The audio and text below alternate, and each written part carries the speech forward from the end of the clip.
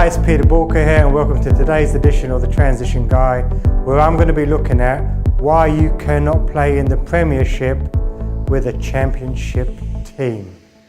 So one of the biggest challenges that most companies face is actually building their teams. And you see a lot of books out there, even I've talked about it, around let's look at the culture, let's look at the hiring, etc. Yep, that's all well and good. But what most people don't focus on is actual talent. And the reality is, not everyone is made equally. And believe it or not, yes, some people have got much higher talent levels than other people. Society would have you believe, yeah, we're all equal. Guess what? It's not a reality. So what I'm going to use for you to illustrate this is we're going to use football, an English sport. Americans would like to call it soccer, but the reality it is football. And how actually football teams develop their teams and how they progress as they move up different levels. So within the UK, we have the Football League, we have an amateur league, and then we've got different levels of professionalism as people move up the leagues. So let's start at the very beginning with the amateur league. So in the UK, our amateur league is called the Vanarama League. A big shout out to Andy and the team at Vanarama.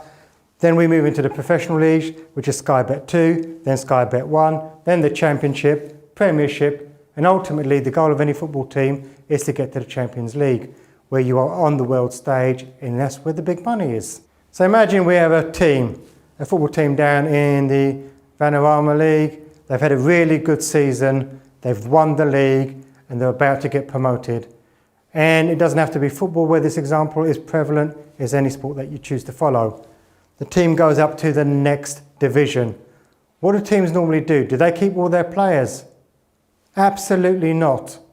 What do? They shed the players that they do not believe can step up to the mark. Then what happens? Well, we've got to go and replace the team. Well, the ones that we got rid of. So we then go out there and we search. We search for players that can tactically play at the next division, well, and have the fitness levels.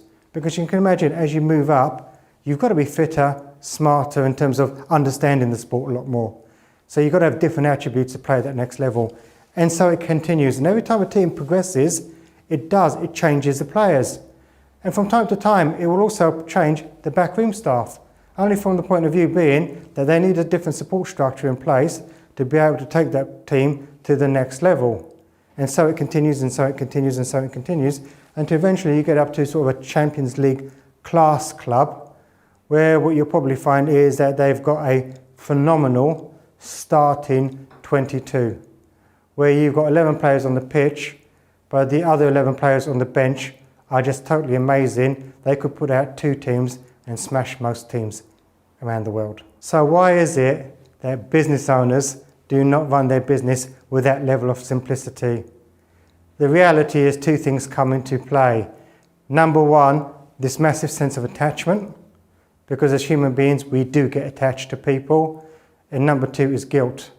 See, most people are used to getting rid of rubbish people, people that don't perform, people that just do a really awful job or do something really bad to them that it makes it really easy for you to get rid of them. When you've got a scaling up business and you're growing, life isn't that simple. So you think about it, back as a one-man band, you were so busy, what would happen? Eventually you ran out of time, you had more work than you had time, you then hired the next person. And then you got busy again, then you hired the next person and the next person. Eventually the businesses start to move up. So a business will eventually start moving up to the next league.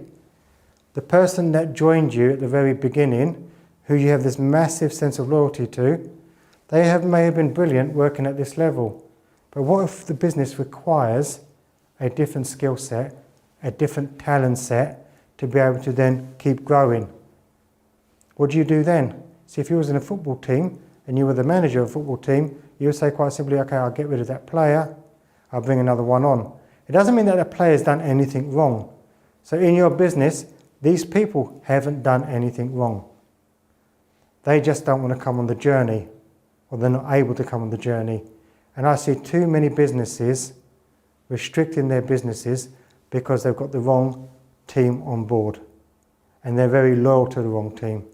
Sometimes we have to move on good people because they're not at the level we are working. So I want you to think, as a business owner, what is your potential?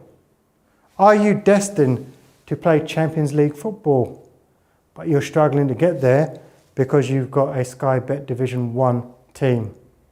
If that's the case, unless you make changes, you're never going to realise your true potential and the true potential of your business. So do you have aspirations for a equivalent of a Champions League business, but you're not getting there because you've got a Sky Bet Division 1 team? If you've got that in place and you need to make the change and you don't know quite how to make it or what to do next, head over to Boolkah.com and get in contact. And remember, failing to learn is learning to fail.